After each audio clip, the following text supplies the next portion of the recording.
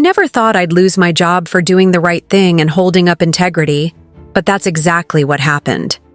My name is Margaret. I'm 31 years old, and I've always believed that integrity is everything. I've worked hard to build a career I can be proud of. But one day, my boss asked me to do something that would change everything. I was working late one evening, going over some financial reports, when my boss, Irene, came to my desk. She had a look on her face that I had never seen before, a look that said she was not to be questioned. "Margaret, I need you to adjust these numbers," she said, her voice firm but controlled. I was taken aback, but I tried to stay calm. "Irene, I'm not sure that's a good idea," I said, trying to reason with her. But she just shook her head. "Just do it, Margaret. It's not a big deal." But it was a big deal. I knew it was wrong, and I knew I couldn't do it. I thought about all the times I had been told that honesty is the best policy, that doing the right thing is always the right choice.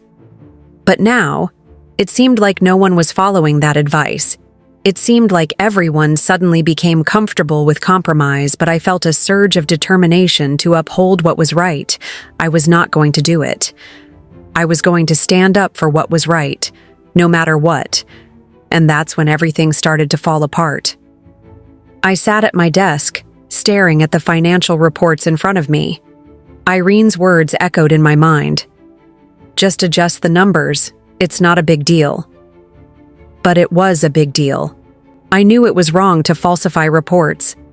I thought about the consequences of my actions, the impact on our investors and stakeholders. I looked around the office, wondering if anyone else felt the same way. My coworkers seemed oblivious to the issue, typing away on their computers. I felt isolated, unsure of what to do. I confided in my colleague Alex about Irene's request. "I don't know what to do," I said. "I feel like I'm being asked to compromise my values." Alex leaned in, his voice low. "Margaret, be careful. Irene's not someone to mess with. She's got a lot of power in this company." "I know," I replied, "but I don't think I can do what she's asking. It's not right." Alex nodded. "I agree with you, but you need to be careful. If you go against Irene, she'll make sure you pay for it. I've seen it happen to others." I appreciated Alex's warning, but I knew I had to do what was right. I decided to talk to another colleague, Kelly, who had been with the company for a long time. Maybe she could offer some guidance. As I approached Kelly's desk, she looked up from her work. "Hey, Margaret, what's going on?" I sat down next to her desk and explained the situation. Kelly listened intently, her expression growing more serious by the minute. "Margaret, I think you're in a tough spot," Kelly said. "Irene's been under a lot of pressure from above to make the numbers look good. But that doesn't excuse what she's asking you to do. You need to document everything and consider reporting it to HR." I nodded, feeling a sense of determination. I knew what I had to do, and I was ready to face the consequences. I decided to do some research to see if there were any guidelines or regulations that could help me. I spent hours poring over documents and reports, trying to find a way out of this situation. As the day wore on, Irene checked in on me several times, asking if I had finished the reports yet. Each time, I told her I was still working on them. But the truth was, I was stalling. I didn't know how to proceed. I finally decided to talk to someone about the issue. I picked up the phone and dialed the number of our company's ethics hotline. I knew it was a risk, but I had to do something.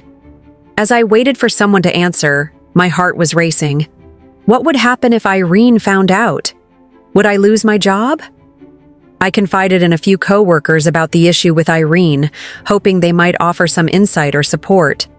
One of them, a woman named Karen, pulled me aside and warned me about Rachel's behavior. "Be careful around her, Margaret," Karen said quietly. "She's not someone to mess with. She's ruthless when it comes to getting what she wants." I nodded, taking her words seriously. Another coworker, John, chimed in, sharing his own experience with Irene. I've seen her fire people for no reason at all, he said.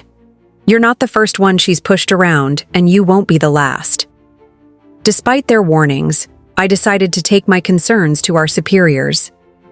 I scheduled a meeting with our department head, Michael, and laid out my concerns about Rachel's behavior. Michael, I'm having a problem with Irene, I said. She's asking me to falsify reports, and I'm not comfortable with it. Michael leaned back in his chair, his expression dismissive. Margaret, you need to learn to navigate the corporate world, he said. Irene is a valuable member of our team, and we need her expertise. It's really not a big deal. Just do what she says, and everything will be fine. I left the meeting feeling frustrated and unsupported. It seemed like no one was willing to listen to my concerns or take action. I was on my own, and I would have to decide how to proceed. The next day, Irene called me to her office, my heart racing and feeling rush of emotions, but I had made up my mind to stand my ground and hold on to what I believe is right, even when I knew I might pay for it. I stood in Irene's office, looking her straight in the eye. Have you done it? She asked me. I won't do it, I said, my voice firm. I won't falsify the numbers. It's not right, and it's not honest. Irene's face turned red with anger. You have to do what I say, she said. I'm your supervisor, and I expect you to follow my instructions. I understand that you're my supervisor, I said. But I have a responsibility to ensure the accuracy of our financial reports.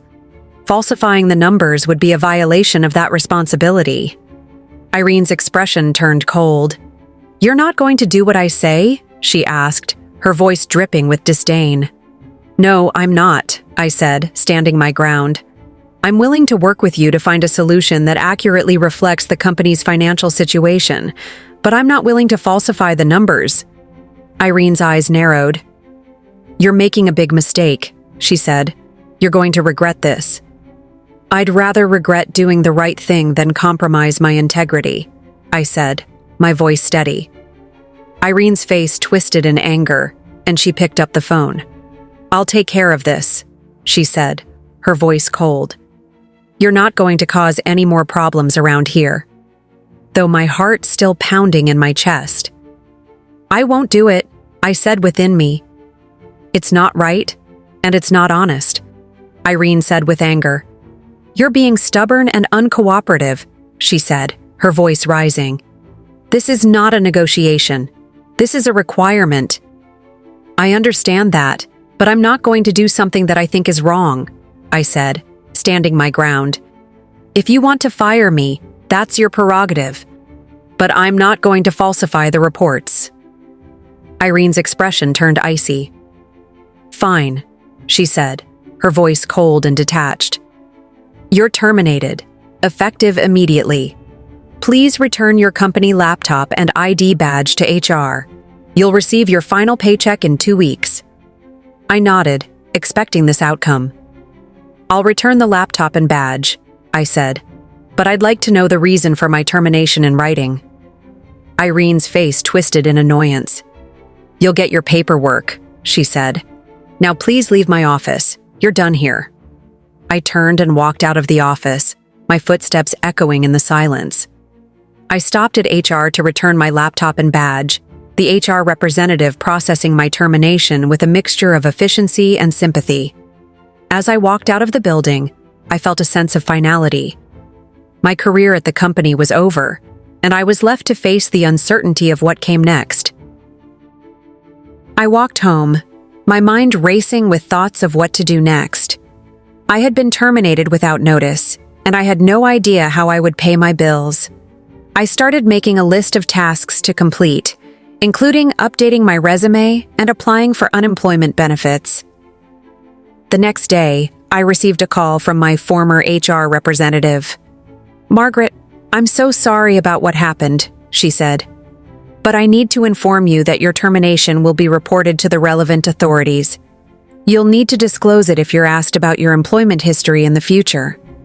I nodded, even though she couldn't see me. Thank you for letting me know, I said. I'll make sure to be prepared. I spent the next few days applying for jobs and reaching out to my network.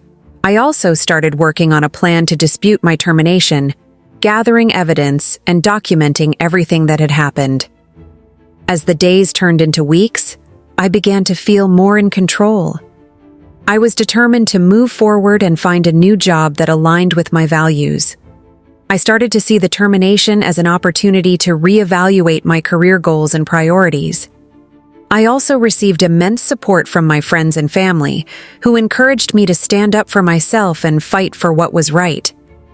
Their words of encouragement gave me the strength to keep moving forward, even when things seemed tough. I was ready to take on the next challenge and make a positive change in my life. I sat in my living room, thinking about the past few weeks. Losing my job had been a difficult experience, but it had also taught me valuable lessons.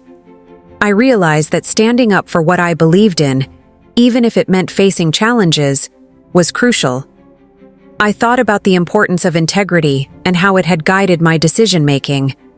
I knew that I had made the right choice, even if it had cost me my job. I felt a sense of pride and self-respect, knowing that I had stood up for myself and my values. As I reflected on the experience, I realized that I had learned more about myself and my strengths. I had discovered that I was capable of standing up for myself, even in difficult situations.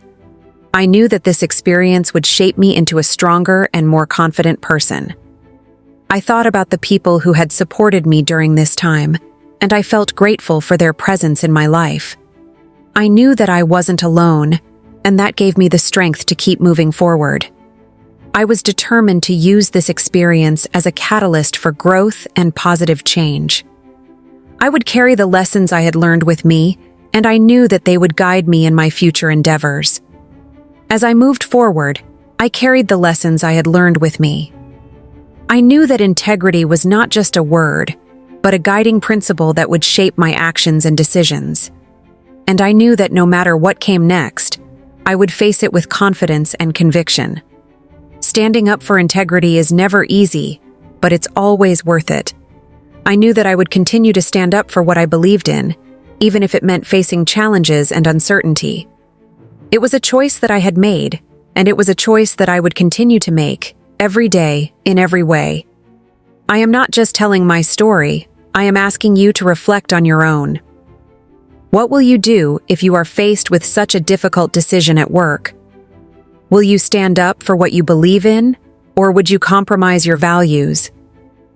I want you to think about your own workplace experiences and the values that guide your decisions. Are there times when you felt pressured to do something that doesn't feel right? How did you handle it? I encourage you to share your own stories and experiences. Let's start a conversation about the importance of integrity and standing up for what we believe in. What would you do if you were in my shoes? Drop your thoughts in the comments section below. Thank you for listening to my story. If you like this kind of content, kindly leave us a like. And also share the video, then subscribe to the channel for more stories. Thank you.